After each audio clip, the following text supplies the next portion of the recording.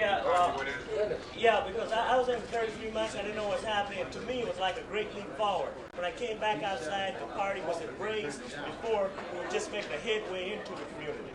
Now, any community we go into, people come out of their homes.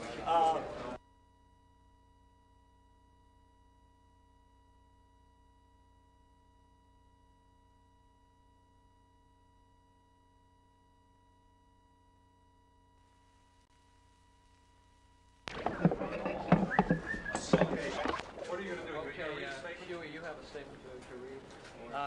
Make a statement. I have something to say. Nice and loud. Okay, nice and loud.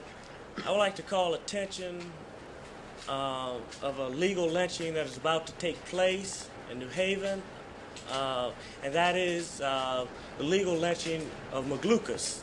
McLucas' jury will go out on Tuesday.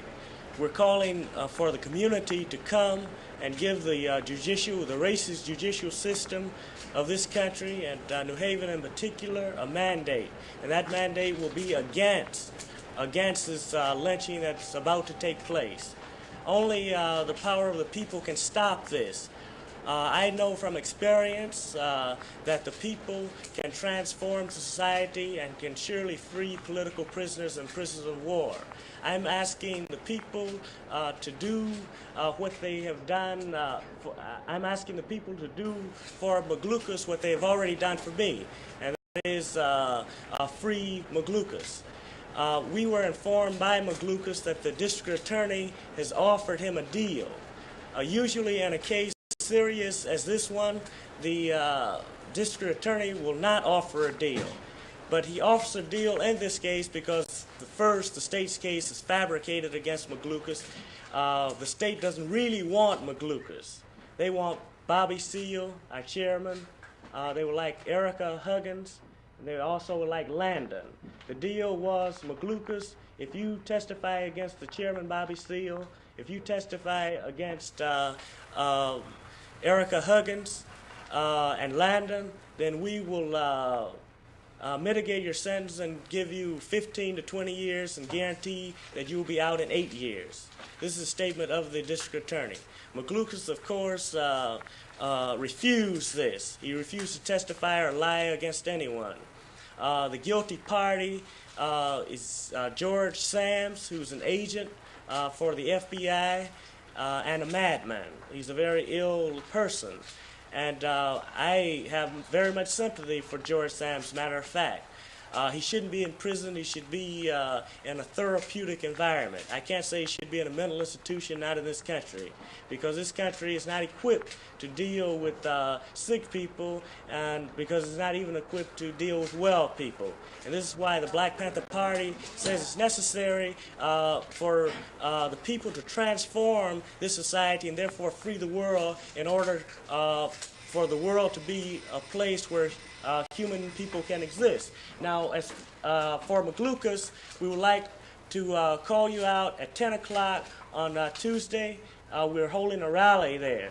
And if you come out in the mass, then the courts will get the point that the people will no longer stand to see a member of our group, a member of the human race, be crucified without justice whatsoever. Where's the rally, in New Haven or New York? On the New Haven Green. Is there any way, then, in your opinion, that Mr. McLucas can get a trial, can get a fair trial? The professor of Yale, the president, Brewster, stated that black revolutionary cannot get justice in an American court. I don't believe that... Your party, what effect has it had on the party itself? It's made the party a very... it's motivated the party. We're highly motivated against the legal lynching that's about to take place. As far as crushing the party, it's impossible to crush the party because the party is one with the people.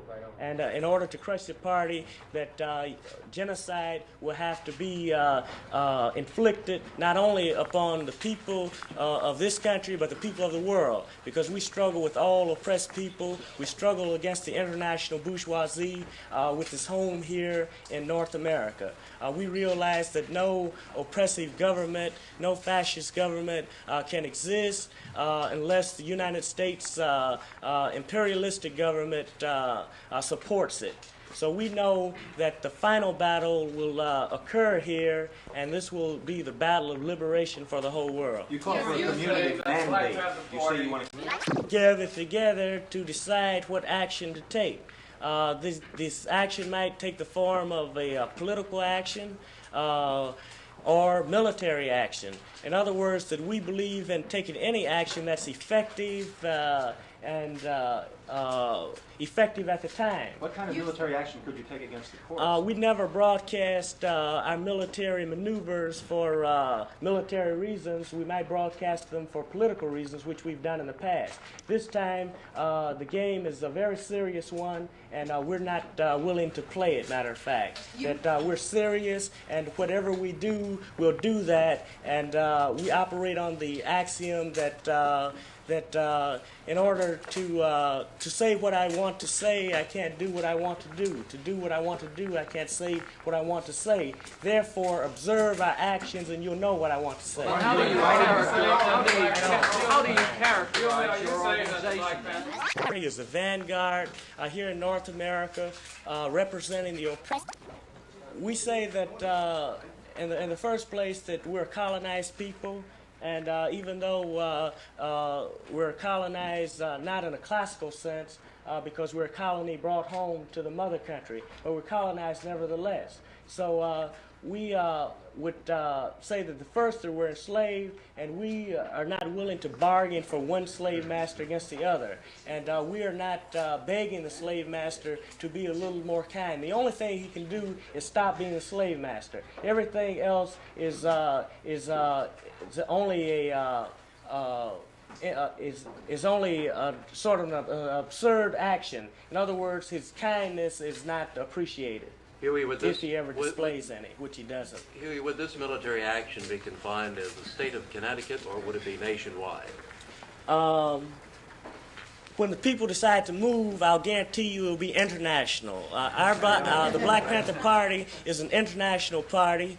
We have a coalition with all struggling people of the world. And we feel that we must be internationalists because we're fighting an international enemy. How soon do you think the people are going to want to move? The people are already moving. The people are moving in Vietnam. The people are moving in Laos. The people are moving in Cambodia. The people are moving in Latin America, Brazil. The people are moving everywhere. We're just joining in. Matter of fact, we're latecomers. International communism has as one of its tenets the fact that it will try to win over people in other countries. Are you allying the Black Panther Party with that type of movement? In fact, perhaps that movement? We support all people who struggle for national independence and self-determination. Some of these countries are revolutionary nationalists, and others choose to be socialists. That's their business. We say that they must be free because we realize as the countryside of the world becomes free, and the Black Panther Party calls the developing countries of the world the countryside of the world, while the United States is the city of the world. And we realize that the United States thrives upon the raw materials of the countryside. As each country becomes free, that it chokes the city, because the city needs the raw materials, you see. So as the city is choked, then this increases our chances here as a colonized people to become free. So while we're not nationalists, we support national wars of independence. We know that once the imperialists is crushed, nationalism will not be necessary any longer. You support the Viet Cong? Pardon me? Do you support the Of Viet course, Cong? we support the Vietnamese people. Matter of fact, pardon me? Viet Cong. Oh, the Vietnamese people don't know what the word means, and they never use the word, so I don't know what it means. Huey, in what country would you say the people are free? What is an example of that? We're offering troops to the people who are engaged in armed struggle against the racist, reactionary American troops in Vietnam. We're now awaiting an answer. We've sent a formal declaration to the Provisional Revolutionary Government in the South. We've sent a declaration to the Paris Peace Talks, one to the National Liberation Front. And we're now waiting for a reply. We also sent a copy to our embassy in Algiers. We've been recognized. We celebrate with us because we've been recognized now as the official liberation revolutionary group in North America. We have an embassy in Algiers, and now we're ready to launch a new international, which will be called the New World Liberation Front. Why do you hold a press conference at an East Side penthouse? Pardon me? Why do you hold press conferences in penthouses? Aren't they kind of diametrically opposed to what you're talking about? No, because we thought we would come where you fellows live. You see? Huey, are you blaming the Nixon administration or Mr. Hoover's office for the situation that the Panthers are in now? I'm blaming the first and foremost the 76 companies who control Nixon. These are the monopolies or the oligarchy that controls not only the people in this country, but also who runs the empire. Because remember, this is not a nation. It has no right to claim nationalism. It's an international country. Only the international bourgeoisie is in control. We want to transform this into an international socialistic government where the people will be in control. And then when America plans its economy, it will have to plan for the people of the world also, because I might rap to you, but I'm getting a headache now, okay? Just one more question. Turn it like that. Just one question.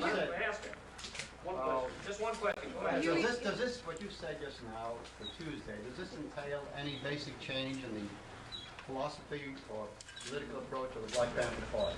No, we've always been nonviolent. We encourage nonviolence.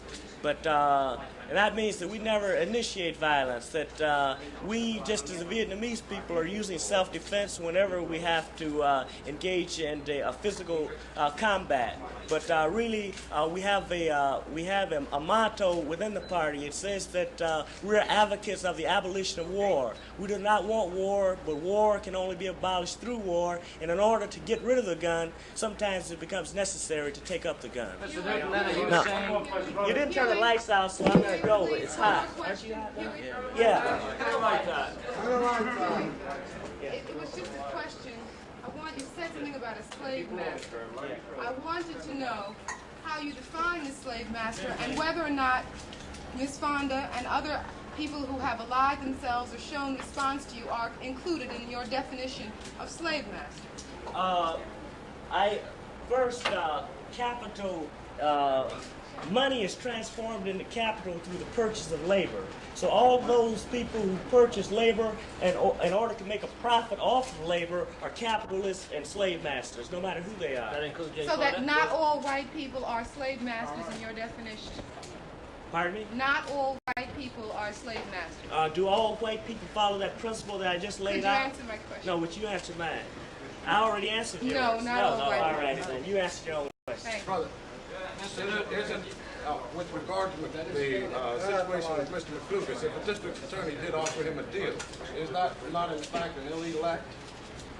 It's called, well, I would say it's illegal, but it's called plea bargaining. I think the courts are illegal. They let this kind of thing happen. They offer me a deal. Shut the light on. You see? The point I was making is if the act is illegal on the part of the district attorney, I believe on Marco, then the action that you are talking about now is predicated upon an illegal act perpetrated by the system. Is that true or not? Right.